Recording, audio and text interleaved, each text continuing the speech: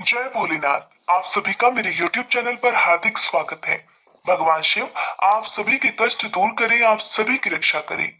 आइए आज सुनते हैं फाल्गुन मास के चौथे दिन सुनी जाने वाली शिव महापुराण कथा। जैसा कि इससे पहले की वीडियो में मैंने आपको बताया था कि आज आप जानेंगे तुम्बुरु के बारे में, साथ ही आप जानेंगे चंचुला के प्रयत्न से देवी पार्वती जी की आज्ञा पाकर तुम्बुरु का विंध्य पर्वत पर शिव पुराण की कथा सुनाकर बिंदुक का पिशाच योनि से उद्धार करना तथा उन दोनों दंपत्ति का शिव धाम में सुखी होने का वर्णन। आप सभी से अनुरोध है कि कथा सुनने के बाद आप सभी कमेंट बॉक्स में भोलेनाथ की जय जरूर लिखिएगा। सूत जी कहने लगे, हे शौनक, एक दिन परमानंद में निमग्न हुई चंचुला ने उमा देवी के पास जाकर प्रणाम किया और दोनों हाथ जोड़कर वह उनकी स्तुति करने लगी। चंचुला इस प्रकार कहने लगी, हे गिरिराज नंदिनी स्कंद माता उमे, मनुष्य ने सदा ही आपका भक्ति पूर्वक पूजन किया है। समस्त सुखों को देने वाली शंभु प्रिय आप ब्रह्म स्वरूपिणी हैं। विष्णु और ब्रह्मा आदि देवताओं द्वारा सेवित हैं। आप ही सगुणा और निर्गुणा है तथा आप ही सूक्ष्म सच्चिदानंद स्वरूपिणी आद्या प्रकृति है। आप ही संसार की सृष्टि, पालन और संहार करने वाली हैं। तीनों गुणों का आश्रय भी आप ही है। ब्रह्मा, विष्णु और महेश्वर इन तीनों देवताओं का आवास स्थान तथा उनकी उत्तम प्रतिष्ठा करने वाली पराशक्ति आप ही हैं। सूत जी कहते हैं, हे शौनक जी, जिसे सदगति प्राप्त हो चुकी थी वह चंचुला इस प्रकार महेश्वर पत्नी उमा जी की स्तुति करके सिर झुकाए चुप हो गई। उसके नेत्रों में प्रेम के आंसू उमड़ आए। तब करुणा से भरी हुई शंकर प्रिया भक्त वत्सला देवी पार्वती ने चंचुला को संबोधित करके बड़े प्रेम से इस प्रकार कहा। देवी पार्वती कहने लगी, हे सखी चंचुले, हे सुंदरी, मैं तुम्हारी की हुई इस स्तुति से बहुत प्रसन्न हूँ। बोलो क्या वर मांगती हो? तुम्हारे लिए मुझे कुछ भी अदेय नहीं है। देवी पार्वती की बात सुनकर चंचुला कहने लगी, हे निष्पाप गिरिराज कुमारी, मेरे पति बिंदु किस समय कहाँ है, उनकी कैसी गति हुई है कि मैं नहीं जानती। हे कल्याणमयी दीनवत्सली, मैं अपने उन पतिदेव से जिस प्रकार संयुक्त हो सकूं वैसा ही उपाय कीजिए। हे महेश्वरी, हे महादेवी, मेरे पति एक शूद्र जाति वेश्या के प्रति आसक्त थे और पाप में ही डूबे रहते थे। उनकी मृत्यु मुझसे पहले ही हो गई थी। अब न जाने वे किस गति को प्राप्त हुए, मुझे कुछ नहीं पता।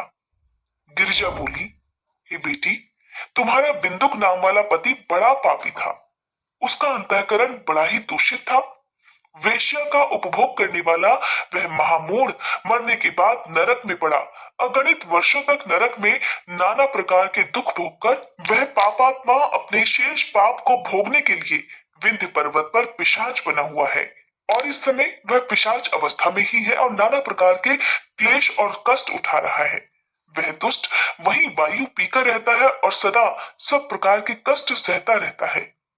सूत जी कहने लगे, हे शौनक जी, गौरा देवी की ये बात सुनकर उत्तम व्रत का पालन करने वाली चंचुला उस समय पति के महान दुख से दुखी हो गई। फिर अपने मन को स्थिर करके उस ब्राह्मण पत्नी ने व्यथित हृदय से महेश्वरी को प्रणाम करके पुनः पूछा, हे महेश्वरी, हे महादेवी, मुझ पर कृपा कीजिए और दूषित कर्म करने वाले मेरे उस दुष्ट पति का अब उद्धार कर दीजिए। हे देवी, कुत्सित बुद्धि वाले मेरे उस पापात्मा पति को किस उपाय से उत्तम गति प्राप्त हो सकती है, ये शीघ्र बतलाइए, आपको नमस्कार है। देवी पार्वती कहने लगी, हे सखी, यदि तुम्हारा पति शिव पुराण की पुण्यमयी उत्तम कथा सुन ले तो सारी दुर्गति को पार करके वह उत्तम गति का भागीदार बन सकता है। अमृत के समान मधुर अक्षरों से युक्त गौरा देवी के यह वचन आदर पूर्वक सुनकर चंचुला ने हाथ जोड़कर और अपना शीश झुकाकर उन्हें बारंबार प्रणाम किया और अपने पति के समस्त पापों की शुद्धि तथा उत्तम गति की प्राप्ति के लिए पार्वती देवी से ये प्रार्थना की कि मेरे पति को शिव पुराण सुनाने की व्यवस्था होनी चाहिए। उस ब्राह्मण पत्नी के बारंबार प्रार्थना करने पर शिव प्रिया गौरा देवी को बड़ी दया आई। तब उन भक्त वत्सला महेश्वरी गिरिराज कुमारी ने भगवान शिव की उत्तम कीर्ति का गान करने वाले गंधर्वराज तुम्बुरु को बुलाकर उनसे प्रसन्नता पूर्वक इस प्रकार कहा, हे तुम्बुरु, तुम्हारी भगवान शिव में प्रीति है। तुम मेरे मन की बातों को जानकर मेरे अभीष्ट कार्यों को सिद्ध करने वाले हो। इसलिए मैं तुमसे एक बात कहती हूँ, तुम्हारा कल्याण हो। तुम मेरी सखी के साथ शीघ्र ही विंध्य पर्वत पर जाओ। वहां एक महाघोर और भयंकर पिशाच रहता है। उसका वृतांत तुम आरंभ से ही सुनो। मैं तुमसे प्रसन्नता पूर्वक सब कुछ बताती हूँ। पूर्व जन्म में वह पिशाच बिंदुक नामक ब्राह्मण था और मेरी इस सखी चंचुला का पति था, परंतु वह दुष्ट वेश्यागामी हो गया। स्नान संध्या आदि नित्यक्रम छोड़कर वह अपवित्र रहने लगा। क्रोध के कारण उसकी बुद्धि पर मूढ़ता छा गई थी। वह कर्तव्य कर्तव्य का विवेक नहीं कर पाता था। अभक्ष्य भक्षण, सज्जनों से द्वेष और दूषित वस्तुओं का दान लेना, यही इसका स्वाभाविक कर्म बन गया था। वह अस्त्र शस्त्र लेकर हिंसा करता, बाएं हाथ से खाता, दीनों को सताता और क्रूरता पूर्वक पराई घरों में आग लगा दिया करता था। चांडालों से प्रेम करता और प्रतिदिन वेश्याओं के संपर्क में रहने लगा था। बड़ा दुष्ट था। वह पापी अपनी पत्नी का परित्याग करके दुष्टों के संग में ही आनंद मनाने लगा था। इस प्रकार वह मृत्यु पर्यंत दुराचार में ही फंसा रहा और फिर अंतकाल आने पर उसकी मृत्यु हो गई। वह पापियों के भोग स्थान घोर यमपुर में गया और वहां पर बहुत सी नरकों का उपभोग करके वह दुष्टात्मा जीव इस समय विंध्य पर्वत पर पिशाच बना हुआ है।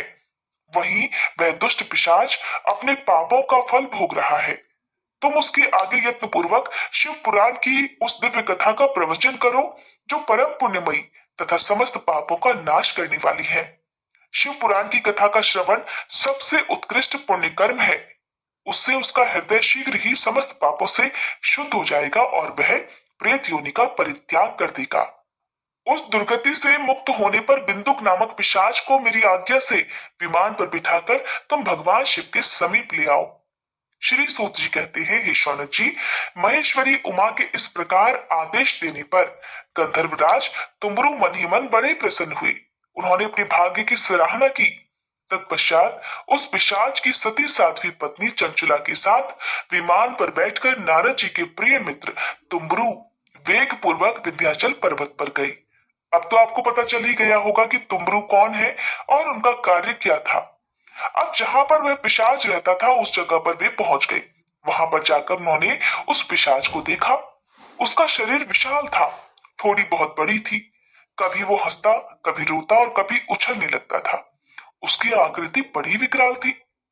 भगवान शिव की उत्तम कीर्ति का गान करने वाले महाबली तुबरू ने उस अत्यंत भयंकर पिशाच को पाशों द्वारा बांध लिया।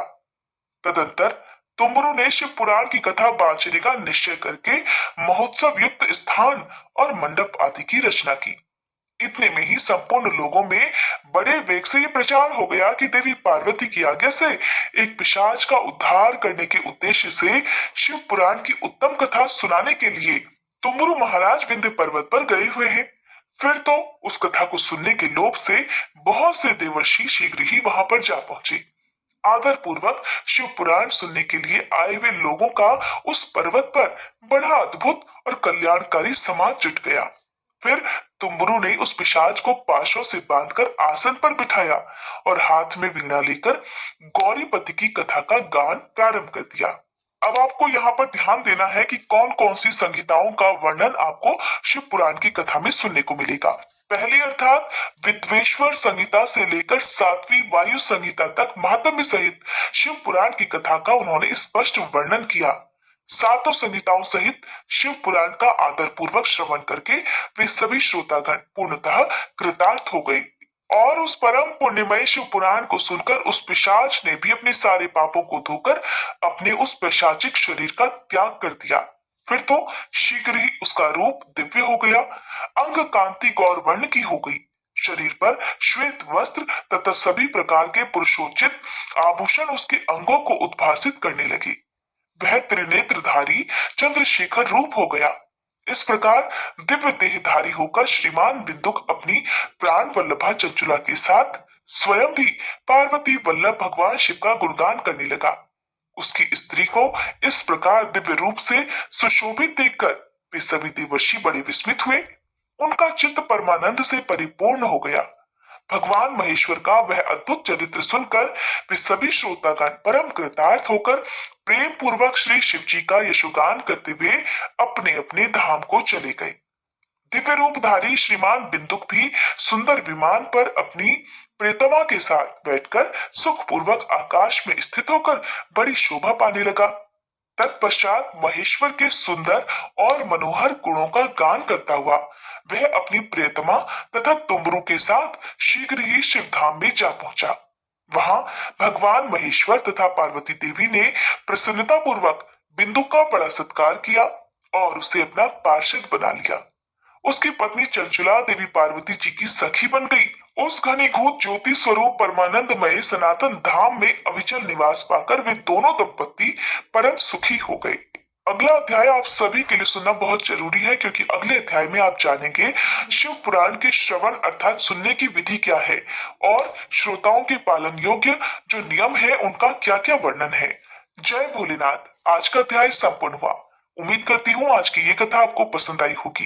वीडियो कैसी लगी कमेंट बॉक्स में मुझे जरूर बताइएगा। साथ ही अगर आपने अभी तक इस चैनल को सब्सक्राइब नहीं किया है तो सब्सक्राइब करने के साथ साथ बेल आइकन प्रेस करना मत भूलिएगा, ताकि इस चैनल पर अपलोड होने वाली व्रत कथाओं की जानकारी आपको समय से मिल सके।